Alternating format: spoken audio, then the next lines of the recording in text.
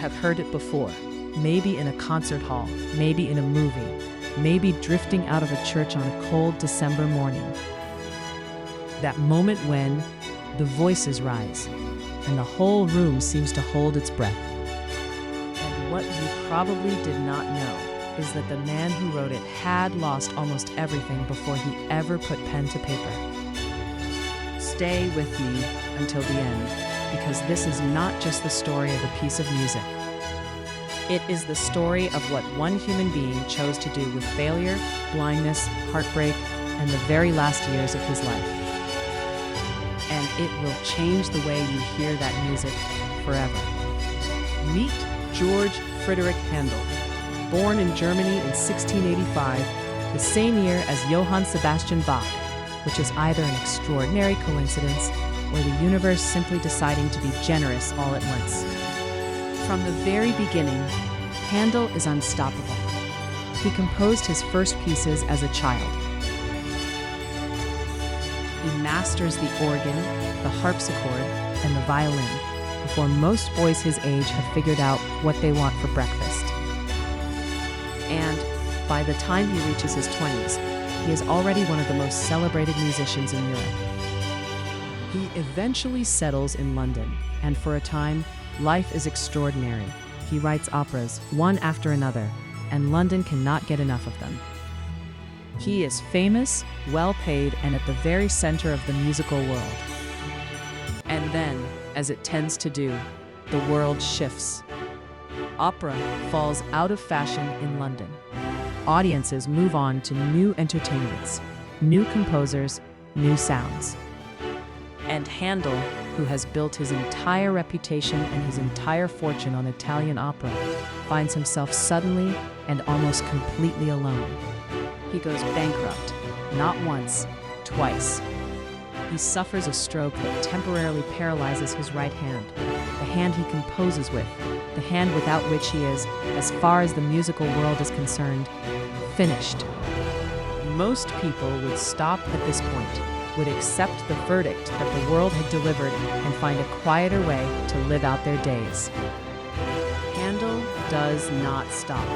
He rehabilitates his hand through months of painful practice. He rebuilds his finances through sheer relentless work. And then, in the summer of 1741, something remarkable happens. A charity in Dublin invites him to compose a new work for a benefit concert. And Handel, who is 56 years old, tired, financially fragile, and largely out of fashion, sits down and does something that will astonish even him. In 24 days, he composed the Messiah, the entire thing, more than 2.5 hours of music, for soloists, choir, and full orchestra. When he finishes, he is found at his desk, tears on his face, and he says with a simplicity that stops the breath, "I did think I did see all heaven before me, and the great God himself." The Messiah premieres in Dublin on April 13, 1742. The response is so overwhelming that the organizers have to publish a notice in the newspaper asking women not to wear hoop skirts and men not to wear swords so that more people can fit into the hall. And when the Hallelujah chorus begins, according to witnesses, King George II rises to his feet. Nobody knows exactly why. Maybe the music simply lifts him before his mind has a chance to decide. But the audience, seeing their king stand, stands with him. And audiences have been standing for that chorus ever since, for nearly 280 years, without anyone ever officially deciding they had to. Here is a number worth holding on to. The Messiah has been performed continuously, without interruption, every single year since 1742. That is more than 280 consecutive years of audiences choosing to stand up for something a bankrupt, partially paralyzed, out-of-fashion composer wrote in 24 days when he had almost nothing left. But the story is not finished yet. In his final years, Handel lost his sight entirely. Cataracts take the first eye, then the other.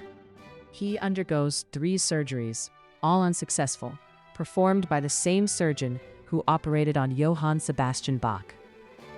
Neither man regains his vision, and yet Handel continues to conduct performances of the Messiah from memory.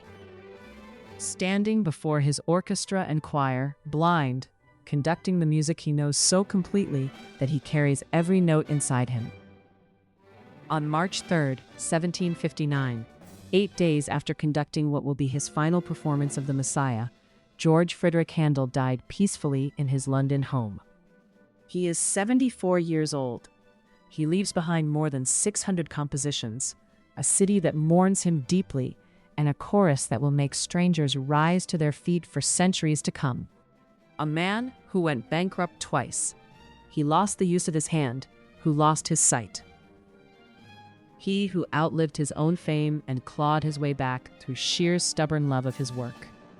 And who, in 24 extraordinary days, wrote something so true and so beautiful that the world has never once put it down.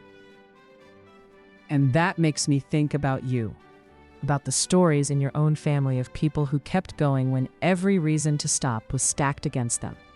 Because every family has a Handel, someone who lost something important and rebuilt anyway. Someone who showed up, blind or broken or simply tired, and kept conducting from memory because the music inside them was too important to let go quietly.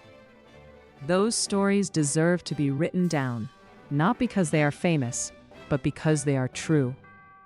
And because the people who come after you need to know that the stubbornness and the courage and the refusal to stop, those things run in your family. Handel did not know his music would still be filling concert halls 280 years later. You do not know how far your family stories will travel, either. But I promise you this, they will travel further than you think. If today's story moved something in you, then you are home here at History Sparks. Every single day, we find the real, the human, the quietly magnificent stories that remind us what people are capable of when they refuse to give up. This community is growing every day, and we want you to be part of it.